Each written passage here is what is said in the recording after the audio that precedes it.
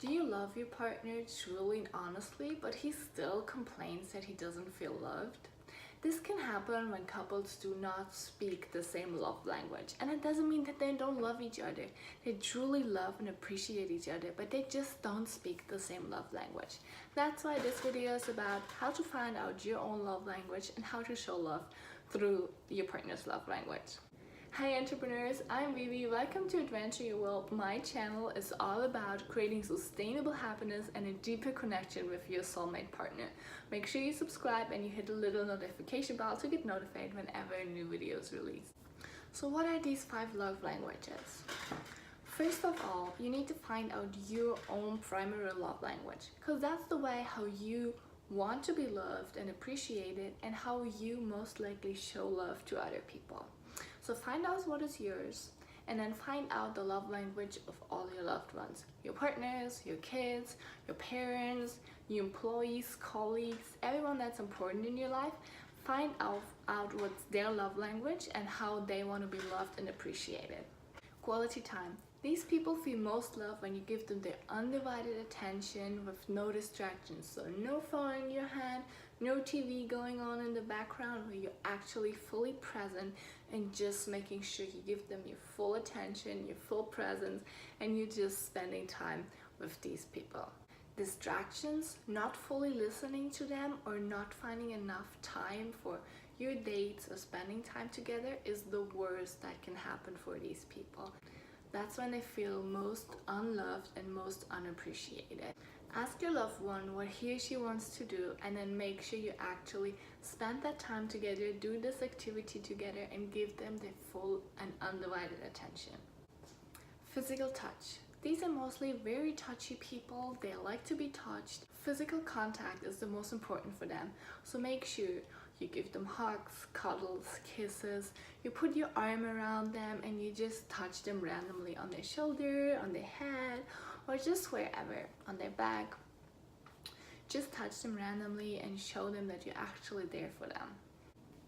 Physical contact is the most important for these people. So hugging, kissing, cuddling, putting your arm around them, or just holding hands is really important for these people and shows them actually love. On the downside, neglect and absence are the worst for these people. I also believe that long-distance relationships do not really work well with people whose primary love language is physical touch. So make sure you hold hands frequently, you put your hands on their body, on their lap while you're eating, and you touch their body or their face, their head while you're kissing. Acts of service. Actions speak louder than words for these people. So they actually feel most love when you do things for them, like vacuuming, bringing the trash out, giving them a massage, whatever takes some weight off their shoulders and gives them more time to spend either with you or with themselves. The worst thing for these people is being lazy, making them work more, or actually saying that you're going to do something and not doing it at all. So make sure you do something for them every single day. Make sure you help them out with something that they appreciate, and if you really don't know what, then just ask them. Hey, what would you want to have help with today? What can I do to keep your back free? That's an easy question and will definitely show you how you can show love to your partner today.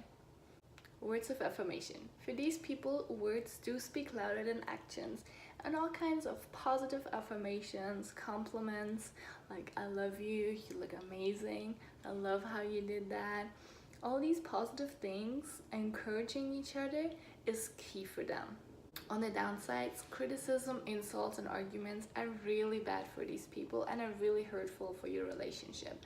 So make sure if your partner is words of affirmation, that you try to stay away from arguments as much as you can. And if that's your loved one's language, then make sure you improve your communication and you find ways to tell them how amazing they look, how much you love them, and how much you appreciate them every single day. And also stay out of arguments and criticism. That's really harmful for you and your relationship. The 5th and last love language is receiving gifts. And that doesn't mean that these people are greedy or they're just about the money. It is actually more important that the gift is thoughtful and not so much how much it costs. So the more love and effort you actually put into that gift, the more it is appreciated and the more these people feel loved.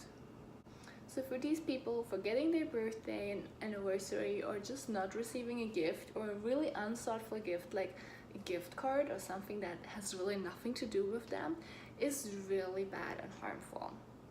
If your love language is not receiving gifts and it's kind of hard for you to actually find things that your partner would like, and that actually you find something you're comfortable with gifting, then make sure you have like a little notebook or a little like note on your phone where you can like add all the things and ideas that your partner mentions that he or she would like to do or have. So whenever you go shopping or you see something online and they say like, oh, look how amazing this is, I wish I had that, make sure you note it, you write it down, make a note, and then you always have some ideas that you can actually gift your partner. Add a little handwritten card just to show them how much you actually care and appreciate them, that you actually took time to do that present and you did not just like order it online in a few seconds and that's it. In my opinion, the love language receiving gifts is one of the easiest with words of affirmation for being in a long distance relationships, because you do not actually have to be physically there to show them that you love them. But anyways, all people can handle it or can't handle it, but just my opinion that people with primary love language of quality time and physical touch, it's really hard for them to be in a long distance relationship. So if you want to set your relationship up for long-term success, make sure you show your partner love and appreciation through their primary love language every single day. Yes, you heard me, every single day. If you're really serious about your relationship, make sure it is every single day. Imagine it like a love tank that you have that has to be filled every single day. I mean, it's like a water tank, you know, like the more water you use, the less is in the tank. So you gotta fill the water, and the same happens with love. So make sure you fill their love tank. I don't think there can ever be enough love in a love tank, to be honest, but that's just my opinion. So what do you think is your primary love language? If you haven't found out yet, then just think about what makes you feel most loved and appreciated. And if you still can't really figure it out, there is an online test that you can do on the website of the 5lovelanguages.com, I think. I'm gonna link it in the comments below. And even though it might be hard at the beginning for you to speak your partner's love language and it's really awkward or really weird for you, you will get used to it. And that's the only way to set your relationship up for long-term success. If you're unwilling to speak your partner's love language, or if your partner is unwilling to speak your love language, then I'm sorry, but this is not gonna work out in the long term. So decide on it now. Are you willing to invest time in actually showing love through their love language, or do you think the relationship is not really worth it? That's up to you. It's really easy for us to show love through our own primary love language, but the more you practice and the more willing you're to learn new things, experience new things, the easier and more comfortable it will be over time to actually learn to speak your partner's love language and your kids' love language, and to really show them love. And seriously, it's just one of the best things if you know that your partner and your kids and your parents and everyone just really feels loved.